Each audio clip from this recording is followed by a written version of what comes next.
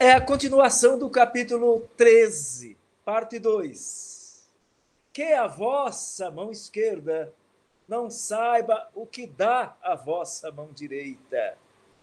Nesta parte deste capítulo do Evangelho, nós vamos estudar instruções dos Espíritos, insights, pontos de reflexão trazidos pelos benfeitores espirituais. Item 1, a caridade material e a caridade moral. 2, a beneficência. Ambos os temas, pontos de reflexão trazidos pelos espíritos instrutores, instruções dos espíritos, e Allan Kardec anotou, inseriu neste capítulo, e nós vamos estudar e refletir. Lembrando da importância de nós mergulharmos juntos na reflexão.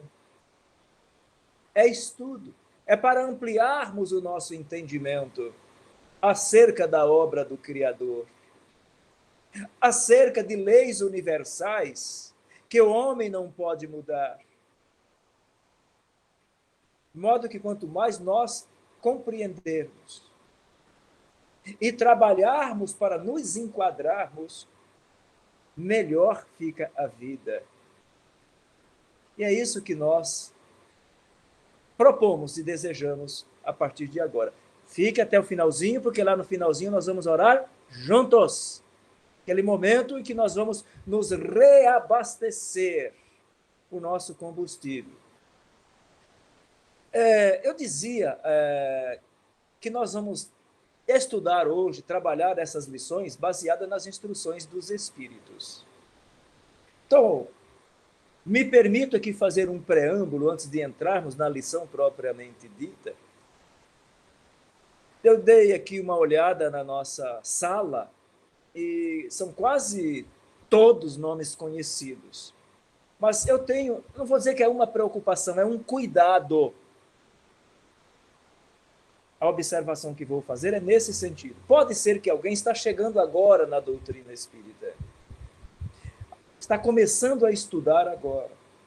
Então, nós estamos trazendo estudos destes capítulos todos, e o tema, em sua essência, vai falar de amor e de caridade e de lei de causa e efeito, que tudo tem consequência. E hoje não será diferente. E por que eu estou fazendo esse preâmbulo? Para lembrar que nós somos espíritos, que estamos aqui de passagem e que este instrumento chamado corpo, ou esta moradia onde nós espíritos estamos momentaneamente trabalhando, é finito. Teve começo, meio e fim. Em algum momento cessa a vida. Porém, a vida do espírito continua. Então, toda a bagagem que nós pudermos trazer, adquirir, compreender, aceitar a proposta de mudança e de renovação, ela proporciona alegria desde a vida presente. Só que ela é cumulativa.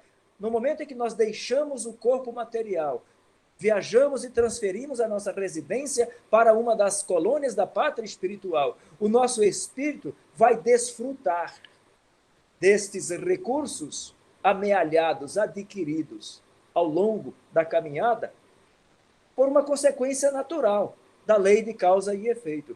Então, que nós tenhamos esta memória de que estamos aqui de passagem. Quanto mais nós estudarmos e aprendermos, e quanto mais aceitarmos a proposta da renovação, melhor para o progresso do espírito. Hoje, o tema é, primeiro, caridade material e a caridade moral. E depois a beneficência. A primeira mensagem, a reflexão é trazida por um espírito que ditou esta mensagem, século XIX, Paris, 1860, e assinou Irmã Rosália. E ela nos convida a fazer esta reflexão. Quem vai ganhar, quem vai, digamos assim, lucrar com tudo isso? O nosso espírito, porque somos espíritos encarnados momentaneamente. Que pode ser 70, 80, 100, 110 anos, 119, como vi uma ainda esses dias atrás. Porém, quando o corpo perece, ele prossegue a sua marcha e nós devemos trabalhar para que siga firme e forte. Então diz a irmã Rosália, amemo-nos uns aos outros e façamos aos outros aquilo que gostaríamos que nos fosse feito. Foi o que Jesus ensinou. Toda a religião e toda a moral se encontram nesses dois preceitos. De modo que, se fossem seguidos no mundo inteiro, não haveria ódio, nem divergências, nem a pobreza, porque do supérfluo da mesa do rico daria para alimentar muitos pobres. Então, a decisão de fazer o bem é uma ótima decisão. Entender essa lição e se dispor a fazê-lo é ótimo. Por quê?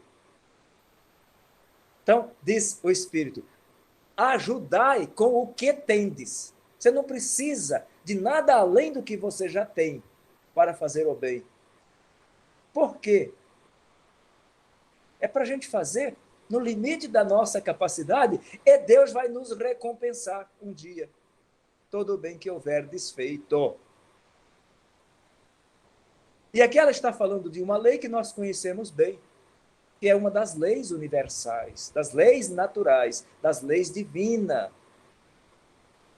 E o homem não pode mudar. É a lei de causa e efeito, ação e reação.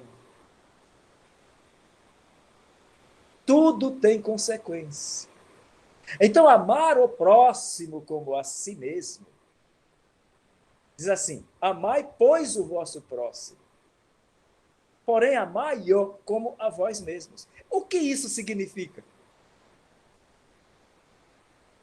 Que para nós só queremos o bem. Então é assim que nós devemos agir para com o outro. Querer o bem do outro também. Ou seja, fazer coisas que sejam boas. Façam bem ao outro. Porque para nós só queremos o bem. Então, aqui vale um alerta. Quando eu disse da importância de nós compreendermos, estudando a doutrina espírita, ampliar o nosso entendimento e compreendermos esta questão da essência do ser, que é o espírito. Estudando a doutrina espírita, nós aprendemos que muitas vezes aqueles que nos pedem, muitos deles, se o repelirmos, se nos afastarmos, talvez, diz a irmã Rosália, seja um irmão, um pai, um amigo que nós estamos nos afastando para longe de nós. E aqui eu faço a seguinte pergunta para refletirmos. Já imaginou se ao chegarmos no mundo espiritual, identificarmos que fizemos isso? Qual não será a nossa tristeza? O nosso desespero de querer reparar. Aquele mal feito outrora não dá mais para voltar naquele momento, porque despojados da matéria, lá na outra realidade do mundo espiritual, só nos resta buscarmos um outro momento, em uma outra ocasião, em uma outra existência, para os encontros e reencontros. Porque a nossa vida é isso. É feita de encontros e reencontros. E as condições de cada criatura são as mais variadas e nós podemos nos encontrarmos com alguns deles batendo a nossa porta hoje em condições adversas, sim. E para muita gente é difícil praticar a caridade material. Por que será? É difícil? É, para muita gente. E a caridade moral? Qual será que das duas é a mais difícil de ser praticada? Pode acreditar, a caridade moral é a mais difícil de ser praticada. Em que consiste a caridade moral? Como que eu consigo, que daria para eu fazer de caridade moral? Embora não precise de recursos materiais, toda pessoa que queira pode praticá-la. Toda pessoa. Não custa nada do ponto de vista material. Porém, é mais difícil de ser praticada. Sabe por quê? Porque consiste em suportar uns aos outros. E diz o amigo espiritual, e é isso o que menos fazeis.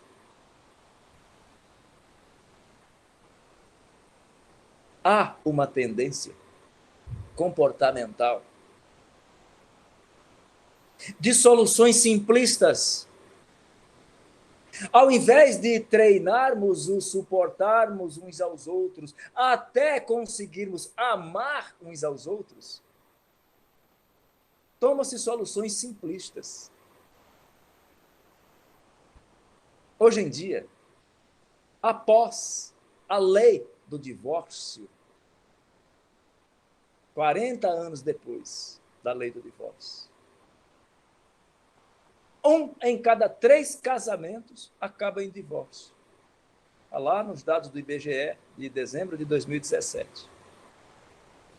Fica aí uma leitura de que parece muito mais fácil essa saída do que exercitar a lei de amor.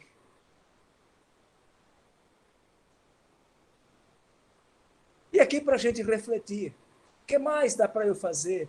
Mais um pouquinho, procurar importar-se um pouquinho mais com o outro. Vamos recordar, nós já estudamos sobre a lei de amor. O que é que Jesus ensinou sobre ela mesmo? Amai-vos, disse Jesus, amai-vos como eu vos amei. E a pergunta é simples, como ele nos amou? Como? Lembram? Nós já estudamos isso e eu tenho trazido de propósito para treinarmos, exercitarmos. Vai chegar o dia em que nós vamos fazer com tranquilidade.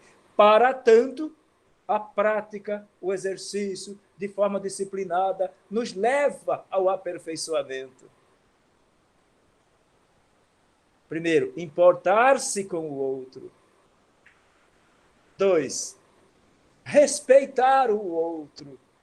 E aí cabe 2 variáveis. Dentro do respeitar o outro, aceite o outro como ele é. 3, faça concessões. E aí, se você desejar e puder, eu recomendo que anote o que eu vou dizer aqui agora. Aprenda a fazer concessões. Está lá no Evangelho segundo o Espiritismo, no capítulo 11, item 13, no parágrafo 2º. Aprenda a fazer concessões mútuas. Isso vale para quaisquer relações ou relacionamentos humanos. As pessoas são únicas. Os pontos de vista são os mais... Cada um tem o seu. Então, o que nós temos que aprender? Um com o outro. E na medida que eu me importo com o outro, eu fortaleço essa relação. Este é um exercício que ainda nós precisamos e devemos fazê-lo todos os dias. Há um grande mérito, diz o amigo espiritual, em realizar estes exercícios. Primeiro, saber calar e deixar o outro falar. 2, saber falar. Não grite, converse. 3, ouvido, ouve. E ainda tem muita gente que nem tempo para ouvir o outro. O ouvido não ouve. Mas mais do que isso, é preciso escutar o outro. É o exercício da escuta ativa. Demonstrar interesse pelo que o outro tem a dizer. Algo, fala mais. Que mais? Como eu posso ajudar? Que contribuição eu posso dar? Eis aí um gênero de caridade, a caridade moral, porque ninguém falou aqui em haveres materiais. E quando isso não é possível, é preciso preservar as vidas destas pessoas. Para isso existe, no caso dos relacionamentos dos casamentos, a lei do divórcio, que permite descasar e recasar tantas vezes quantas quiser. Diferentemente lá da época de Moisés, que podia descasar, mas não podia casar de novo. As leis, elas vão se atualizando na medida em que o tempo passa. Hoje, a lei permite, não há nenhum problema. O mais importante é descobrir o meio, uma forma de estabelecer uma boa convivência, de tal modo que façamos a caridade. Porque esta caminhada no mundo físico vai terminar. E o que é que nós vamos levar conosco? O espírito vai despertar, vai acordar em um hospital, em uma enfermaria, enfim, será acolhido e encaminhado para os cuidados espirituais e vai levar consigo em sua bagagem o bem que houver feito. Seja a caridade material, seja a caridade moral. Porque uma não impede a outra. Uma não impede a outra. Recordando, lembrai-vos sempre de não menosprezar o vosso semelhante, pois o pobre rejeitado de hoje pode ser alguém que nos foi caro em uma outra existência. Recordai-vos que Jesus ensinou que somos todos irmãos. Uma outra observação trazida por um outro amigo espiritual, ainda no século XIX, e inserida neste capítulo por Allan Kardec, diz assim: muitas pessoas, dizem: como fazer a caridade se eu não tenho nem mesmo o necessário? Nós acabamos de dizer que dá para fazer muita caridade, sem precisar de haveres materiais. Mas ainda tem gente que continua dando esta desculpa. Então, diz o amigo espiritual, a essas pessoas, um esclarecimento. Há muitas maneiras de fazer a caridade. Que além daquelas que nós citamos ainda há pouco, vou acrescentar. O pensamento. Elevar o pensamento a Deus e orar pelas pessoas que precisam. A palavra. Oferecer uma orientação, um conselho amigo a quem precisa. Tudo isso é caridade moral. Aí outros dizem, mas nós somos muito na terra. Como é que Deus vai ver a tudo isso? E o amigo espiritual traz uma metáfora, eu adoro metáfora, e vou compartilhar aqui conosco. A metáfora da montanha. Então ele diz o seguinte, imagine você caminhando, de repente, à sua frente surge uma montanha e você consegue caminhar. E começa a subir essa montanha. E vai subindo, até que você chega ao topo. Quando você chegar lá no topo desta montanha, os seus olhos vão enxergar o todo daquele monte de bilhões e bilhões e trilhões de grãos de areia que formam essa montanha. Do alto você consegue enxergá-la todos. Dessa mesma forma, Deus nos vê de onde Ele está. Porém, ele nos deu o livre-arbítrio, assim como deu aos grãos de areia, que são levados e viajam ao sabor do vento. Mas com uma diferença. Ao homem, à criatura humana, a nós, portanto, ele deu um recurso extraordinário, chamado consciência.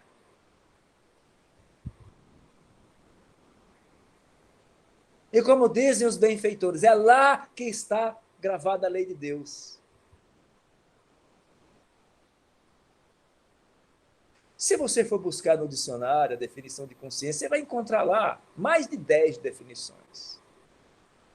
Eu trouxe duas para cá. Uma do dicionário diz assim, é o próprio ser, entendido como um ser pensante ou uma entidade espiritual, alma, espírito, a mente. a capacidade de considerar ou reconhecer a realidade exterior ou interior.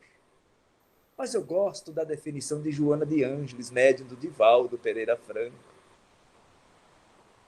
que diz assim, ó, é a capacidade de discernir com acerto. É a capacidade de discernir com acerto. Então, Deus nos deu essa responsabilidade de, ao longo do desenvolvimento da nossa caminhada de encarnação em encarnação, chegar nesse nível de discernir com acerto. Diz Joana, ela é a consciência, o efeito natural do processo evolutivo. É a conquista que leva à capacidade de avaliar os fatores profundos, como o bem e o mal, o certo e o errado, o dever e a irresponsabilidade, a honra e a desonra, o nobre e o vulgar, o lícito e o irregular, o ilícito, a liberdade e a libertinagem. Ela nos dá esta capacidade. E aí diz o amigo espiritual, ela vos dará bons conselhos. De modo que praticar a máxima de Jesus, amai-vos uns aos outros, é a grande sacada. Como mesmo? Como ele disse? Vamos recordar? Disse Jesus, como eu vos amei. Vamos recordar? Vamos lá. Importar-se com o outro, respeitar o outro, aceitar o outro como ele é e aprender a fazer concessões, ao invés de ir para o embate ou para o conflito.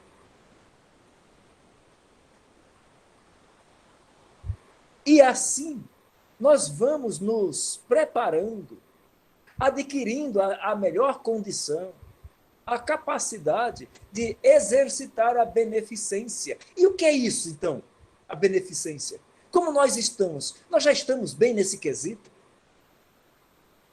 Vamos ver o que é. É a virtude de fazer o bem. É a virtude de beneficiar o próximo. E agora, outra perguntinha, porque nós já estudamos aqui. E o que é virtude? Disposição firme e constante para a prática do bem. Encontrar sempre um jeitinho, uma oportunidade de fazer o bem. De auxiliar aqueles que sofrem mais do que nós.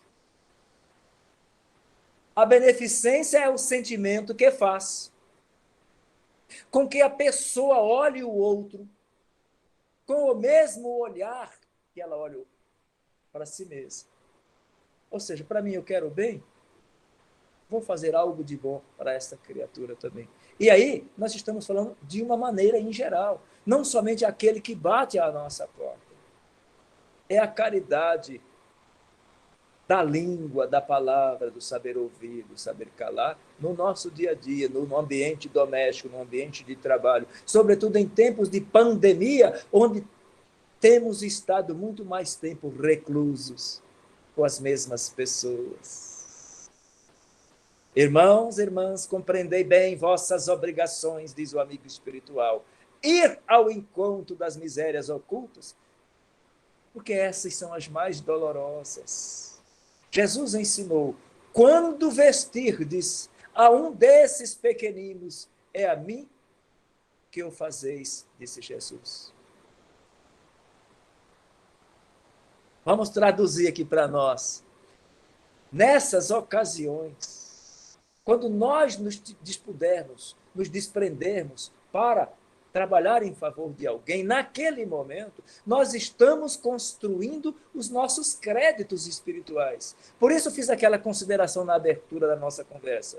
Porque a alma que se predispõe a servir, ela experimenta uma alegria indescritível quando ela está fazendo aquela ação ou quando acaba de fazê-lo.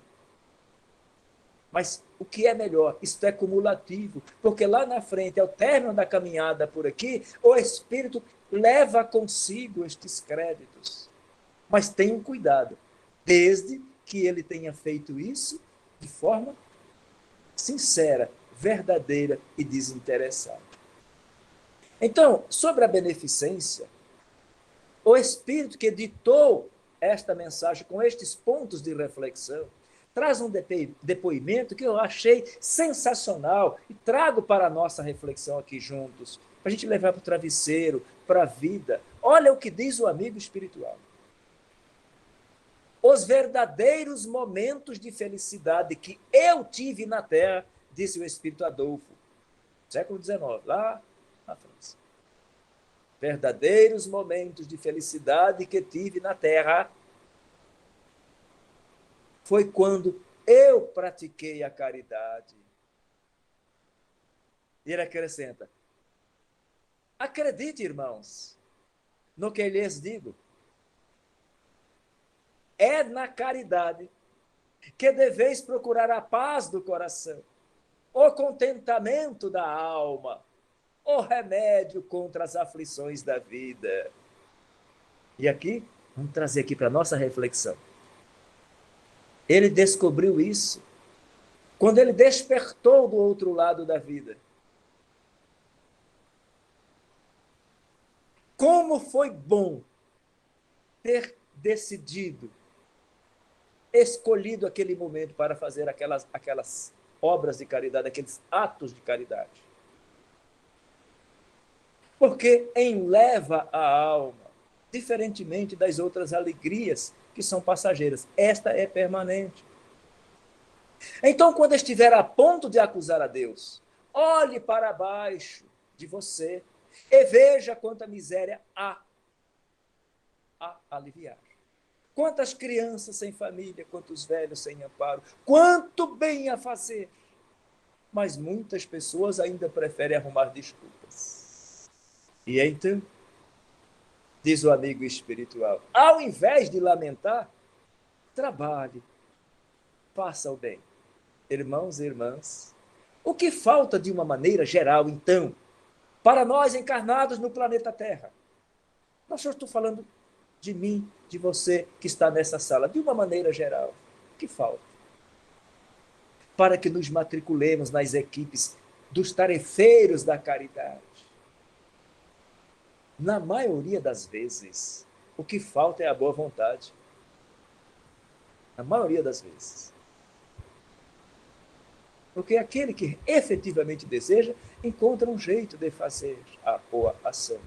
Os outros encontram desculpas para a gente levar para o travesseiro. Então, reflitamos nos efeitos da caridade. Sem a caridade, as outras virtudes não existem.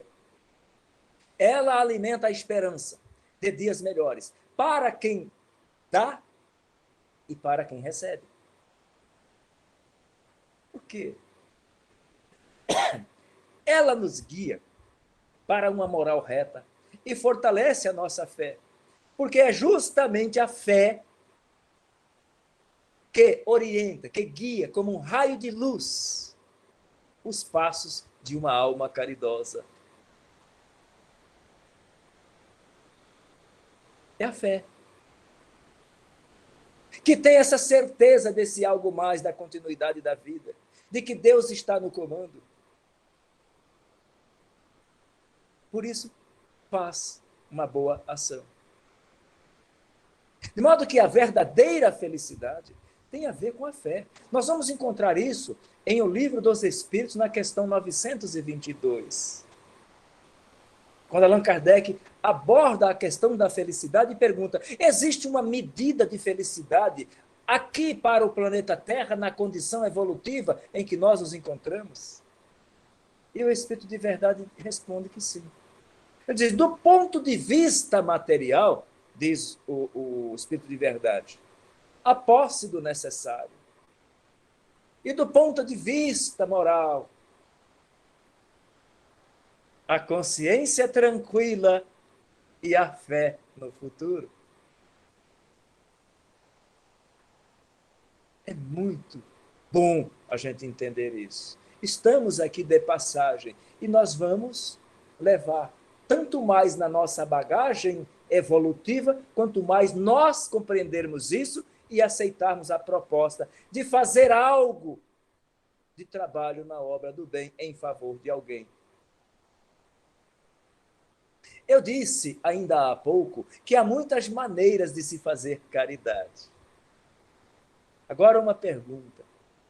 Caridade e esmola são a mesma coisa? Hã? Muita gente confunde, né? Não são a mesma coisa. Há uma grande diferença.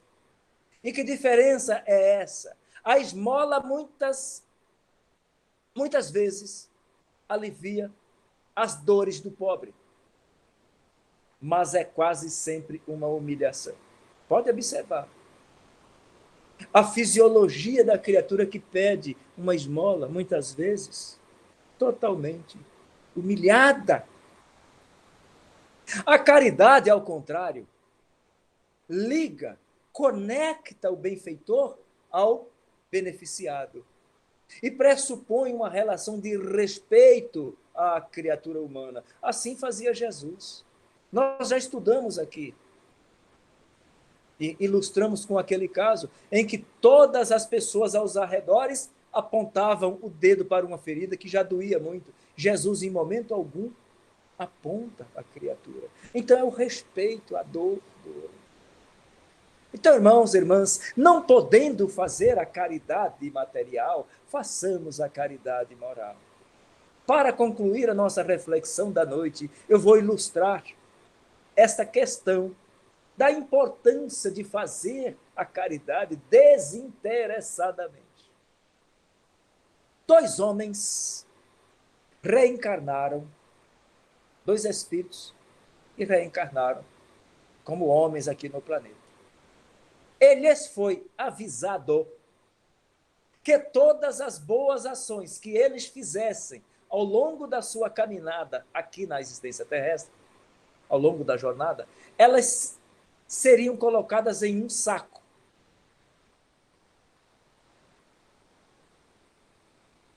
E quando eles desencarnassem, esses sacos seriam recolhidos e seriam pesados. O tempo passou, eles desencarnaram.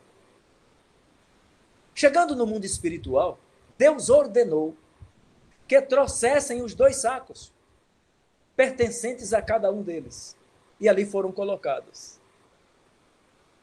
Um estava cheio, gordo, inflado, e ressoava um metal que havia dentro dele, de moedas. O outro era fino, quase vazio, dava para ver no fundo algumas poucas moedas que havia lá dentro. Quando os homens olharam aqueles sacos, imediatamente cada um reconheceu o seu. Então aquele que era o dono, se dizia ser o dono daquele saco mais gordo, estava cheio, apontou para aquele e disse: olha, isso aqui é o meu. Eu fui rico e dei muita grana, dei muito dinheiro. O segundo, não lhe restava, também não tinha outra alternativa, disse: então, este aqui é o meu, referindo-se àquele que era magrinho, de poucas moedas lá dentro. E aí ele acrescenta: eu sempre fui pobre, eu não tinha quase nada para doar, para partilhar com ninguém. E aí, irmãos, irmãs, vem a surpresa. Os dois sacos foram colocados em uma balança, aquela balança do prato, e pasmem, o saco mais gordo era também muito mais leve. E o saco pequeno, murchinho, com apenas algumas poucas moedas, mostrou-se muito mais pesado do que o outro, dominando em larga vantagem o prato da balança. Então Deus disse ao rico: é verdade que deste muito, mas o fizeste por ostentação, e para o teu nome figurar nos templos do orgulho. E além disso, não te privaste de nada. Nós já estudamos isso na primeira parte. Fizestes para ver o teu nome nos templos do orgulho, para os aplausos, para o reconhecimento. Então o benefício já foi pago por aqui mesmo. E aí Deus disse ao pobre, tu deste bem pouco, mas para cada uma destas moedas que estão nesta balança, representa uma privação para ti. E aqui eu convido você, aqui, agora, para uma reflexão. Irmãos e irmãs, por favor, reflitamos. Ninguém precisa passar provações para fazer caridade. Se não pudermos fazer a caridade material, até porque vai pesar menos, façamos a caridade moral, que é mais meritória, mais difícil. Vejamos nesta ilustração que Deus disse, se não deste esmola, fizeste caridade naturalmente, e melhor, sem pensar que isso te seria levado em consideração.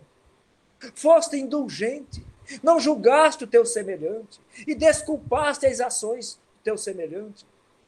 Recebe a tua recompensa. Olha ela aqui de novo. Tudo tem consequência, lei e causa e efeito. Dito isso, irmãos e irmãs, para levar para o travesseiro, façamos o que está no limite da nossa possibilidade, sobretudo naqueles momentos em que não requer nenhum haver material. Basta que exercitemos a caridade moral. Então nós vimos caridade material e caridade moral, fazer o bem sem ostentação. E a vossa mão esquerda não saiba o que dá a vossa mão direita. E a beneficência, a virtude de fazer o bem, é o sentimento que faz com que a pessoa olhe o outro com o mesmo olhar com o qual olha para si. Eis a grande tarefa, o grande exercício para que nós vamos trabalhando e construindo os nossos créditos espirituais, porque estamos aqui de passagem. Agora nós vamos às perguntas, se houver, e na sequência nós vamos fazer aquele momento de oração, de conexão, de vibração, de reabastecimento espiritual.